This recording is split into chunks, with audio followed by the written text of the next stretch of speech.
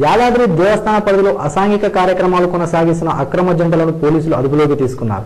యాదాద్రి జిల్లా సమీపంలోని వడాయిగూడెం రోడ్డుపై గల పలు లాడ్జీలలో రాచకొండ ప్రత్యేక బృందాలతో ఏసీపీ మోహన్ రెడ్డి ఆధ్వర్యంలో ఆకస్మిక దాడులు నిర్వహించారు. ఈ దాడులలో 30 అక్రమ జంటలను పోలీసులు అదుపులోకి తీసుకున్నారు.